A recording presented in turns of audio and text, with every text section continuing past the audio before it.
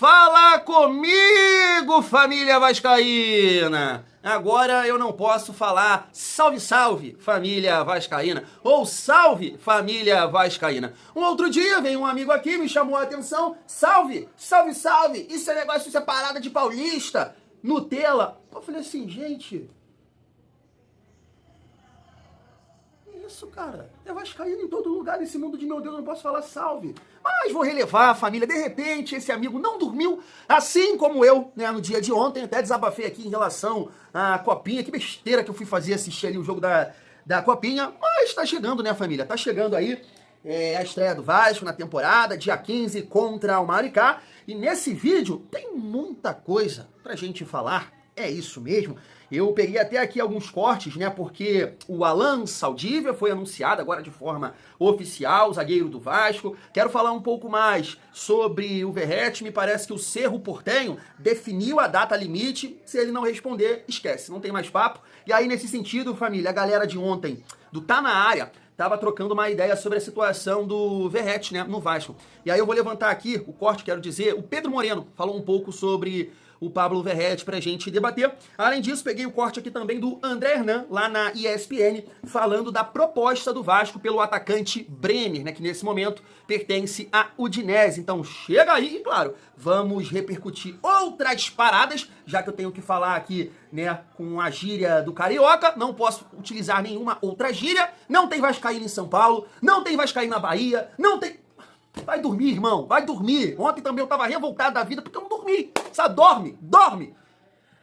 Então chega aí que tem muita resenha nesse vídeo, mas antes, deixa eu te pedir aquela moral. Se não for inscrito aqui no canal Vasco em Família, se inscreve, deixa o like, comenta, raipa o vídeo para fortalecer o trabalho do Thiagão. E não esquece da parceria também aqui do YouTube com Mercado Livre, Shopee, Netshoes e Magalu. Vai comprar alguma parada? Não quer a camisa do Vasco, no boné que tu separou aí, o tênis, o suplemento? Mas eu vou comprar uma geladeira, eu vou comprar um short, eu vou comprar qualquer outra coisa aí que você está planejando no Mercado Livre, na Shopee, Magalu, Netshoes. Pelo amor de Deus, antes disso, você vai rapidamente no vídeo do Thiagão, clica no link determinado, Mercado Livre, Shopee, Netshoes, Magalu, vai lá, compra, você vai fortalecer aqui o nosso trabalho. É fácil assim. Thiago, eu não vou pagar R$1 a mais por isso?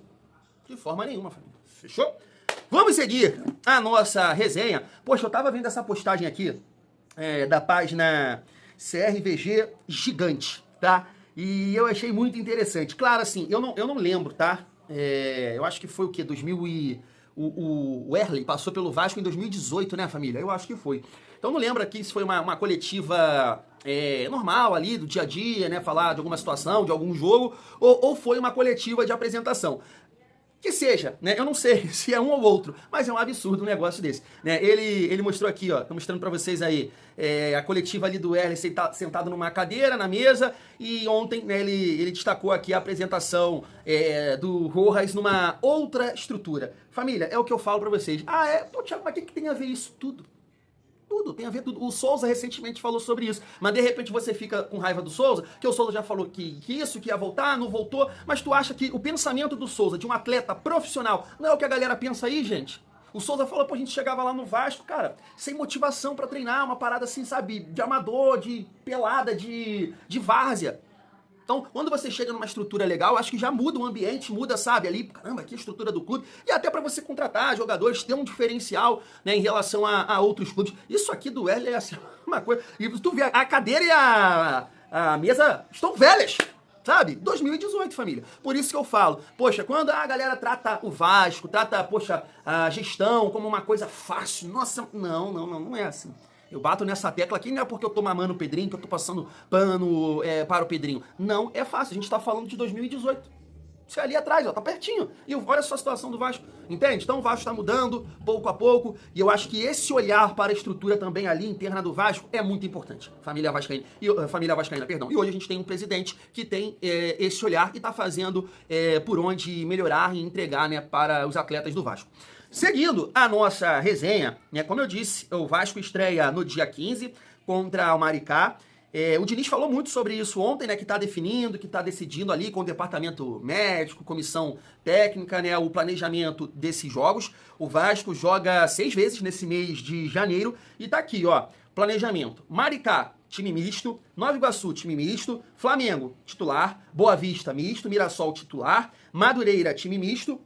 Chapecoense, né, como time titular, né? Ontem o Diniz falou muito sobre o Campeonato Brasileiro e tudo que o Vasco passou no campeonato de 2025, bateu muito nessa tecla, né, do entendimento de comportamento, de cada jogo uma decisão, uma final, quem está no Vasco, ele até fala uma parada bonita, né, que eu não tenho a qualidade técnica nas palavras do Diniz, né, um psicólogo, um gênio /22, mas ele fala, cara, tá no Vasco, né, tem que competir, tem que brigar, tem que querer, tem que mostrar alguma coisa diferente, você tá no Vasco. Agora, você vai ganhar o campeonato? Não, é uma parada totalmente diferente. Agora, cada jogo é uma decisão. Poxa, e o Vasco tem que trabalhar, tem que tratar o Campeonato Brasileiro diferente, cara, diferente. Eu sei que as Copas, o Vasco tem mais chances, né, família, de conquistar, seja na Copa do Brasil ou na Sul-Americana. Mas, poxa, vem sendo ridículo, né? Na verdade, a gente exalta a participação de 2024 muito numa carência nossa, né? Numa dificuldade nossa. Poxa, a gente só briga lá embaixo. 23 a gente voltou e foi na última rodada. Poxa, 24, tu fica relaxado na última rodada? Não, que paz é essa? Mas não é o que a gente quer. A gente quer, né, competir, quer brigar na parte de cima, quer uma Libertadores. Hoje, num primeiro momento, né, a gente não vê isso, né? Primeiro a gente tem que pensar no meio de tabela, se afastar ali de baixo e o time encaixando, querendo, né, mirar a parte de cima ali da tabela. Digo, sei lá, oitava colocação, sétima colocação, mas o Campeonato Brasileiro realmente o Vasco precisa entregar, né? E assim, parar de perder, como vem perdendo. A quantidade de gols que o Vasco leva é uma coisa surreal, gente. Se você pegar os 3 últimos anos do Vasco nessa competição, que isso, cara? Sabe, é muito gol que a gente toma, muito gol bobo, muito gol fácil. E, né, a gente tem que mudar, e claro, time titular nesses jogos aqui, principalmente contra Mirassol e Chapecoense. E aí entendo, né, que vai mesclando ali, né, no Campeonato Carioca, para também os jogadores que vão jogar nesses jogos contra Flamengo, Mirassol e Chapecoense estar num ritmo legal para que o Vasco possa ter bons resultados aí, família. Principalmente, claro, no Campeonato Brasileiro. Seguindo aqui para a gente fazer um giro de notícias em relação a alguns nomes do atual elenco. Perdão, família, aqui tá muito quente, o negócio tá feio. A garganta vai secando, a boca vai secando. Vamos lá, ó.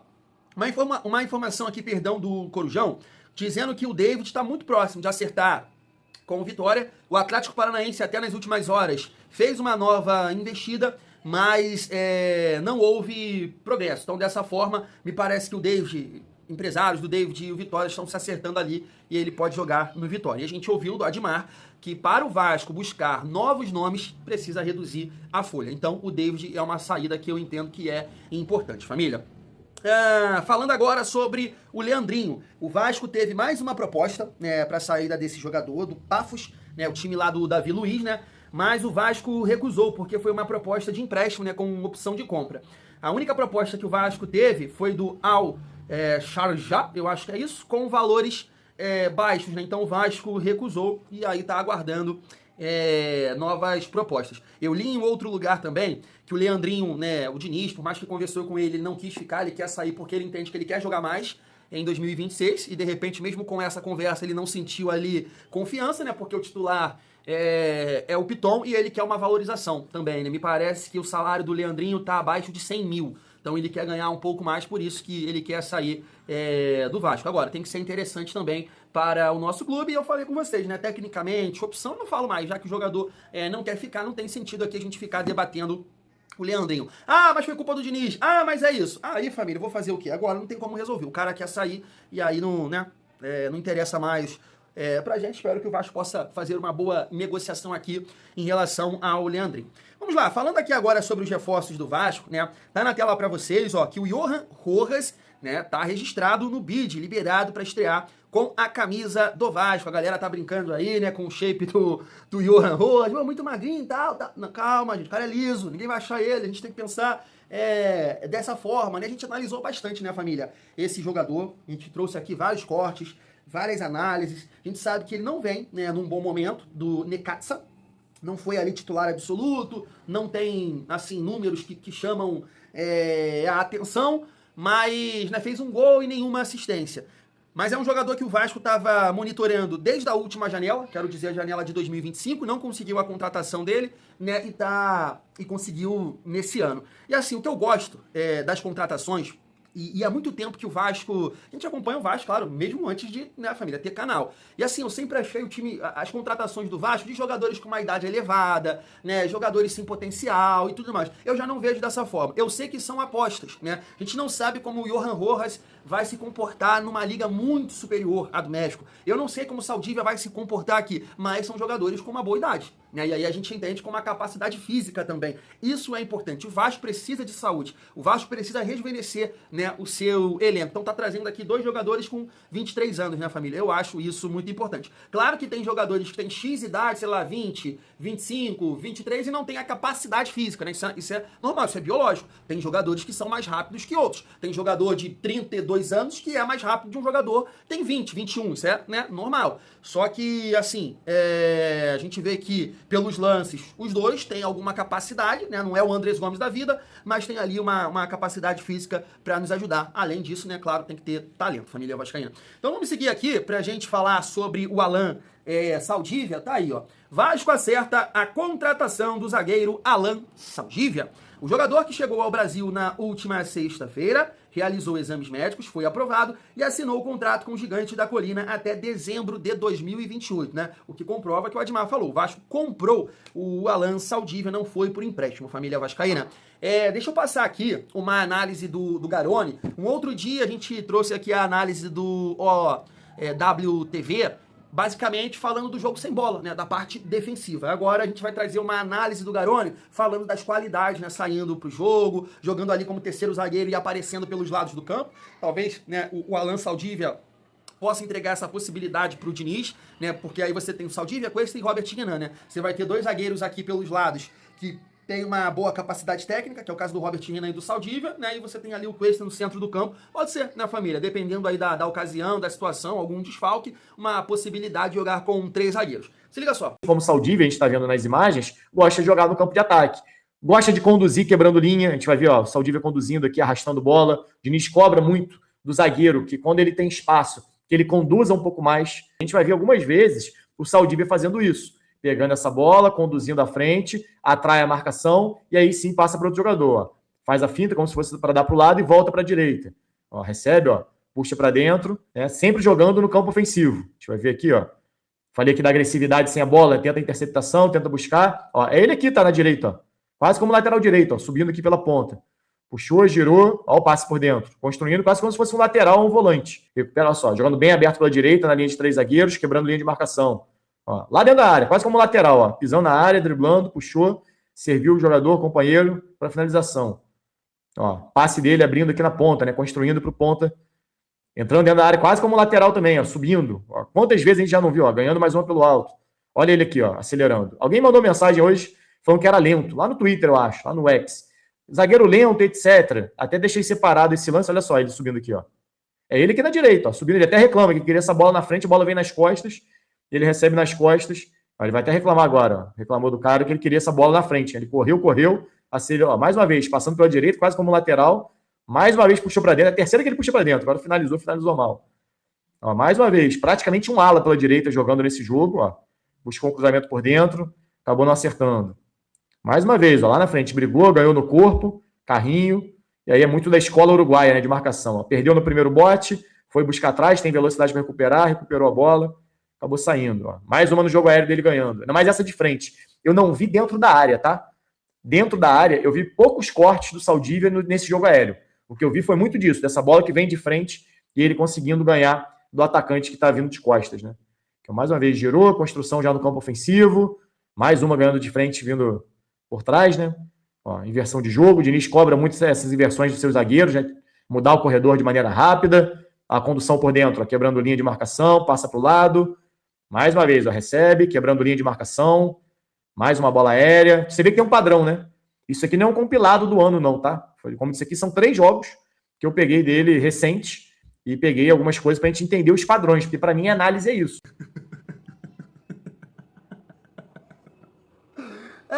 Tiagão, seu 22, tá rindo de quê? Eu tô rindo porque eu lembrei da minha amiga, da minha parceira Márcia, lá do grupo de membros. Família, se você entrar no grupo de membros, você vai conhecer a Márcia. Meu Deus, ela é demais, cara. E aí, quando a gente fala mal de alguma coisa, ela, você é outro linguarudo, não sei o quê. Então, assim, eu vou dar uma aqui de... Abraço pra Márcia, cara, ela é show de bola. Vou dar uma aqui de linguarudo. Cara, e eu vou concordar com o amigo aí do X que o Garoni comentou. Claro, assim, claro, a gente tá vendo nos lances. Nesses lances aí, né, eu quero ver o cara dentro de campo. Eu posso mudar aqui a minha ideia. Mas eu também acho o Saldívia lento, cara, por esses lances aí. Eu não acho ele tão rápido, não. E aí é aquilo que a gente fala, não, mas ele dá um carrinho, ele... Opa, lá no Chile. Lá no Chile. E aqui, né, pegando esses caras lisos aí, rápidos, um Vitor Roque da vida, um Flaco, né, que tem força física, pegar uma galera com mais capacidade técnica, aí é outra parada, né, família? Aí a gente vai ver realmente, né, o potencial, a qualidade do Saldívia. Nos vídeos, me parece ser um jogador, cara, que, sei lá, não tem uma capacidade física, né, assim, não é um zagueiro tão rápido, me parece, tá? Mas espero estar errado, não ser aqui um linguarudo, como minha parceira Márcia fala lá no grupo de membros, e o Saldívia chegar pra ajudar. Cara, o Admar falou sobre isso, e é importante também, né, família? O Vasco está contratando jogadores jovens, com potencial técnico, né, e que querem jogar no Vasco. Isso é muito importante, né? Então, os caras estão olhando pro Vasco como uma grande oportunidade, isso também é muito importante. Assim, família, como eu disse, né, a gente trouxe aqui a análise dele como zagueiro, antecipação, essa bola no alto, né? Tá todo mundo destacando esses duelos no alto, que o Saldívia é muito bom. O Garoni até falou ali sobre a questão do escanteio ou da bola parada, né? Depois a gente tem que ver também isso, ele performando dentro de campo, mas esse lançamento que o Vasco sofreu muito com isso no ano passado, né? Pra pegar ali os adversários, pra pegar a nossa defesa exposta, a última linha, o Vasco sofreu muito. De repente o Saldívia pode se sair melhor nessa situação, nesse tipo de situação. É isso, acertou com o Vasco, Johan Rojas, Alan Saldívia, agora é se colocar em uma condição de ajudar num primeiro momento, né? Mostrar pro Diniz, mostrar pros torcedores, eu posso jogar aqui. É isso que a gente quer num primeiro momento, e aí depois, né, vamos torcer para que eles possam brigar por posição. A gente tem que ter, né, esse tipo de duelo dentro do Vasco, porque se o Saldívia se coloca numa condição de jogar, aumenta o nível, né? Se tem um Cuesta no banco, se tem um Saldívia no banco, se o Johan Rojas se coloca nessa condição, a torcida tá pedindo ele como titular, ó, no lugar do Nuno, no lugar do Coutinho, opa, já é interessante, você ganha uma outra opção, né, no banco, seja o Rojas, seja o Coutinho, seja o Nuno. É isso que a gente torce, né, família? Principalmente no Campeonato Brasileiro, que a gente precisa de regularidade, e claro, nas fases da Copa do Brasil Sul-Americana, que a gente precisa também de jogadores, né, que possam entrar, decidir ou mudar ali, né, a situação do jogo. Isso não aconteceu na Copa do Brasil, quero dizer, de opções. O Vasco só tinha o Verratti, e o Verratti entrou e mudou, né, a cara do jogo no primeiro jogo contra o Fluminense. Mas a gente precisa de mais opções, né? Seguindo a nossa resenha, família, vamos falar sobre a situação do Verratti. Tá aqui, ó, primeiro, uma informação do Gabriel, dizendo que o time do Paraguai, né, o Cerro Porteño, só deve esperar por Verratti até esta terça-feira, né? Cara, hoje é terça-feira, né? Eu acabei de mandar um abraço pro Júlio, né? Júlio que veio aqui me visitar, lá de Niterói, brotou aqui em Queimados. Vai uma excelente quarta-feira. Não, hoje é terça-feira, gente. O que é isso? Então, até hoje, segundo aqui a informação do Gabriel, eu vi em outro lugar também que o Cerro Porteño conseguiu atender todas as exigências do Verratti, e me parece que tá nas mãos do jogador, né, família? Eu acho que tem, é o papo, mas está nas mãos do jogador. É ele que vai definir, ele que vai decidir se vai sair ou vai ficar. Mas antes, deixa eu trazer essa visão aqui do Pedro Moreno, lá no programa Tá Na Área, no Sport TV, e aí eu quero a sua opinião sobre isso também. Se liga só. Ele é um ídolo, sem dúvidas, da torcida do Vasco, e a maneira, para mim, assim, exemplar como ele se comportou na ida dele para o banco de reservas, eu acho que mostra muito do caráter e da liderança que o Verratti tem. Porque o entendimento dele de ver que tinha um garoto mais novo, que estava passando o carro e pedindo oportunidade, precisava jogar em detrimento dele, que já era líder do Vasco naquele momento. Ele foi pro banco, a gente não ouviu em nenhum momento nenhum dos nossos colegas que acompanham o dia a dia do Vasco falar que o Verratti estava no treino fazendo cara feia, ou tumultuando o vestiário, ou qualquer coisa do tipo. Pelo contrário. Porém, dito isso, eu acho que um clube como o Vasco, que passa por muitas dificuldades financeiras, não pode se dar o luxo de ter no banco de reservas um jogador que ganha cerca de R$1 milhão. Então, dos maiores salários no elenco. Exatamente. Então, assim, a saída do Verratti, de certa forma, ela propicia ao Vasco a possibilidade de conseguir buscar jogadores até para conseguir, com salários, para jogar no time titular, para, de repente, resolver questões e lacunas no time titular. E hoje está muito claro que o Verratti, é claro, diante da permanência do Rayan, o Verratti é um reserva do Vasco. Deixa eu falar com vocês. Vocês viram a postagem da Força Jovem? Eles estão defendendo a permanência do Verratti, inclusive, né, eles destacam lá alguns pontos. Poxa, eles não querem acreditar que a diretoria, né, tá cogitando perder o Verratti, só se for no caso, poxa, do Verratti querer sair, aí beleza. Eles dão uma catucada lá em um jogador que, assim, eu não posso cravar, mas eu acho que é o Felipe Coutinho, que eles comentam lá, poxa, tem jogador aí que ganha muito bem, e pô, não decide jogo. E o Verratti é decisivo. Poxa, eu pelo menos o Thiagão aqui, logo, né, de falar de um jogador que ganha bem e não decide jogo, Felipe Coutinho. Eu não consigo pensar em outro. Eu não consigo pensar em outro jogador. Né? Então eles estão tocando nesse ponto lá. E defendem a permanência do Verratti, porque ele, nos 3 anos que jogou, não chega a ser 3 anos, né? Porque ele chega no meio da temporada de 23. Mas arredondando, 3 anos o Verratti realmente sempre foi decisivo. Só que aí, família, tem esse ponto, né, que o Pedro Moreno levantou, é o que eu falo com vocês. Essa visão do Pedro Moreno, tem algum absurdo aí? É uma opinião absurda? Pô, não é, cara. Por isso que eu falo aqui com vocês, eu defendo a saída do Verratti. Eu defendo. Mas se ele ficar, show de bola, pô. Vou continuar torcendo para que ele possa entregar. Só que, cara, tem um fato que não muda. Hoje o Verratti, na minha opinião, ele é muito reserva do Vasco. Ele é muito reserva, mas muito reserva. Eu levantei aqui outras possibilidades, né? Joga com o Nuno de meia, Andrés Gomes, Ryan e Verratti de centroavante. Pode ser, né? Porque o Coutinho ele vai ter que se provar esse ano. A paciência com o Coutinho, até do clube, né, dos passadores de pano do Felipe Coutinho, já, né, a gente ficou bem triste, cara. Bem triste com as atuações do Felipe Coutinho na reta final da Copa do Brasil, cara. Deixou muito a desejar. Então, assim, não pode ter cadeira cativa no time titular do Vasco de falar, é o Felipe Coutinho, não interessa. Tem que entregar. O Verratti, eu cansei de, né, bater aqui, e o Verratti sendo o Verratti salvou a gente do rebaixamento, o Verratti fez uma excelente temporada em 24, levou a gente pra semifinal da Copa do Brasil, fez um bom campeonato brasileiro, e eu cansei de falar, o Verratti é reserva. A mesma coisa vai acontecer com o Felipe Coutinho aqui nesse canal. Hoje, eu até falei com um amigo agora há pouco, o Thales, ele tá de prova, mora lá em Portugal. Falei, Thales, e aí vai de encontro, assim, né, na visão aí do Pedro Moreno. Porque hoje, família, claro que, assim, algumas pessoas comentaram aqui, eu vou puxando o assunto, é muito 22, é o calor, mas eu vou chegar lá, vocês vão me entender. Claro que alguns torcedores aqui do canal, eles comentaram assim, Thiago, mas é importante você ter grandes jogadores também no banco, que ganham bem. Claro, família, poxa... em algum momento eu passei essa mensagem que não é importante, claro, é exatamente isso que eu quero ver no Vasco. Porque é isso que faz um time conquistar. Ter um forte, né, ter um bom time titular e opções interessantes no banco. É isso. Só que o Vasco hoje tem essa condição, porque o que o Pedro Moreno falou ali é muito inteligente. Você vai ter um jogador, aí a gente está debatendo aqui a titularidade do Verratti e do Felipe Coutinho. 2 jogadores que ganham papo de milhão.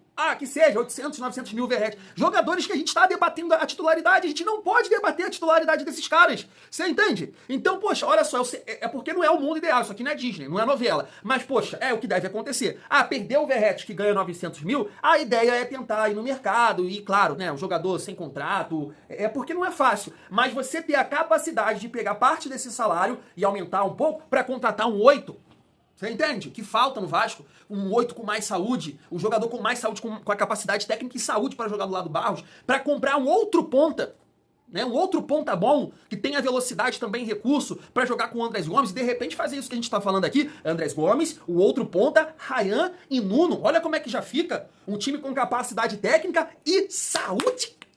Entendeu? Então não é absurdo falar da saída do Verratti. Como o Zé Colmeia falou, quer ver o cara pela... Não, de forma nenhuma. De forma nenhuma. Eu só não acho que nesse momento o Vasco está na capacidade, né, de ter jogadores que a gente está debatendo aqui a titularidade. Um ganha 1 milhão e pouco, o outro ganha 900.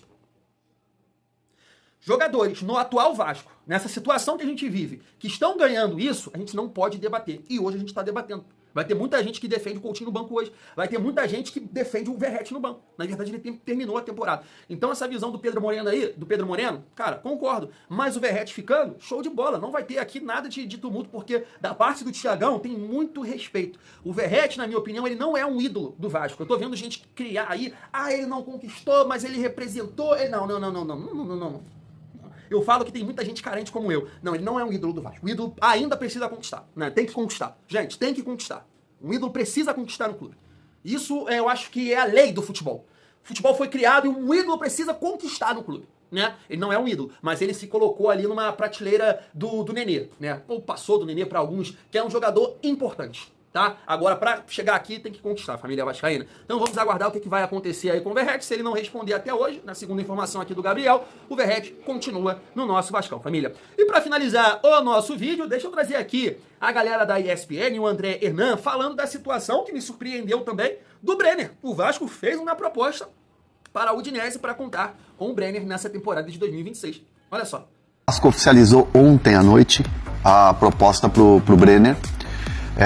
Como a gente vinha falando, o Brenner é um jogador que estava despertando muito interesse no mercado aqui nacional, tinha alguma situação fora, a Udinese, dona dos direitos do jogador, tem um interesse em vender o atleta, né? Um empréstimo com opção de compra, era algo que precisava ser negociado, e ontem o Vascão mandou aqui a oferta oficial e sai na frente dos concorrentes para tentar fechar o Brenner. Tem um componente muito importante nessa negociação chamado Fernando Diniz. O Diniz gosta muito do Brenner, eles trabalharam juntos no São Paulo, trabalharam juntos no Fluminense, e é o estilo de jogador, é o estilo de centroavante que o Diniz gosta no time, né, nos seus times, no seu modelo de jogo. E isso tem contado muito para essa negociação avançar. E o Bruno tá comigo nessa parada aí, tem mais detalhes também. Bruno Andrade. Do modelo e tal de negócio. Exatamente. O Vasco, você tem os valores de quanto o Vasco ofereceu à Udinese para contratar o Brenner? É mais ou menos 4 milhões de euros, é isso? Como é que é composto esse negócio? Entre 4... Pode falar. Entre 4 e 5 milhões de euros. A Udinese inicialmente pedia 6 milhões de euros. A informação que eu tive mais cedo é que essa proposta ali em torno de 4, 5 milhões de euros. Até me surpreendi, honestamente, até porque o Brenner tem muita qualidade e é jovem ainda, se não me engano, 25, acho que 26 anos. Então, uma avaliação de 6, o Vasco ali entre 4 e 5 milhões de euros. Isso hoje entre 25 e 31 milhões de reais, enfim, na cotação atual. E senti otimismo por parte da pessoa com quem eu falei sobre essa negociação. O Brenner quer muito, enfim, aquilo que eu disse sobre o Paquetá quer muito e o Flamengo quer muito, é a verdade que vale também para a situação do Brenner. O Brenner quer muito o Vasco quer muito o Brenner. O Hernan matou a charada também aí, um pedido, uma insistência muito grande por parte do Fernando Diniz. Trabalharam juntos no São Paulo ali entre 2019 e 2020. Daquilo que eu entendi e senti, é que o negócio tem pernas para andar, um desfecho positivo. Então, ao que tudo indica, o Brenner será mesmo reforço do Vasco. Não está fechado ainda, muita calma, mas há uma confiança e também uma pressa grande por parte do Vasco depois que oficializou essa proposta. Tá aí, família, não vou me estender muito nesse assunto. Eu estou surpreso, né? Porque o Admar até falou, né, que o jogador que eles estão negociando, o atacante, o Vasco também está tentando comprar os direitos do atleta. Então, segundo aqui a galera da ESPN, esse atacante é o Brenner. Eu não esperava por isso, né? 4 a 5 milhões de euros, o Vasco botando esse papel na mesa, não esperava mesmo. E assim, em relação ao Brenner, família, eu fico na dúvida, porque assim, a minha avaliação é de um jogador que num primeiro momento não chega para ser titular, mas de repente, na visão da comissão técnica, é um jogador para chegar e jogar. E aí talvez puxar o Ryan pro lado e o Brenner fazer ali o falso 9. Eu não vejo o Brenner jogando pelos lados do campo. Ou talvez assim numa modificação tática, o Diniz fazia muito isso no São Paulo, né? O Luciano e o Brenner, os dois ali próximos da área, né? Basicamente jogando com 2 atacantes. E deu muito certo no São Paulo, né? Então pode ser isso que o Diniz tá pensando, porque se você tem esse dinheiro, se for realmente de fato realidade, uma verdade, se você tem esse dinheiro para botar 4 ou 5 milhões na mesa, né, pelo um jogador, é porque você entende que esse jogador tem que chegar para jogar. Então na cabeça do Diniz, o Brenner vem para ser titular, não é possível, né? E aí vamos ver como é que o Diniz entende o encaixe desse time, família vascaína. Tá aí, é um jogador que há muito tempo a gente não acompanha, né, família? Eu não assisto, principalmente lá na MLS, não assisto. Mas é um jogador que no São Paulo, com o Diniz, mostrou muito potencial, né? Poxa, de gols, de qualidade técnica, de participar do jogo, tanto que foi, né, contratado aí pela Udinese, um time da Europa. Não é um time que, né, vive um bom momento, mas, né, não é fácil jogar nessas ligas aí. Então vamos ver, vamos torcer também. Eu gosto da possibilidade do Brenner porque traz uma outra dinâmica, tá? Outras possibilidades. Por exemplo, hoje você tem GB é um centroavante, né? O Brenner é um falso 9. É um cara que consegue movimentar, que vai, né, aproximar do ponta, que vai lá buscar a bola, que vai ajudar nessa construção, porque ele sabe, né, jogar, tabelar, faz o facão muito bem, né? Geralmente o centroavante é mais pesadão, o zagueiro consegue acompanhar. Ele é leve, aí ele faz esse facão, uma bola em profundidade para finalizar, então acho que traz outras possibilidades pro Vasco. Eu gosto muito do nome do Brenner, família vascaína. Fui!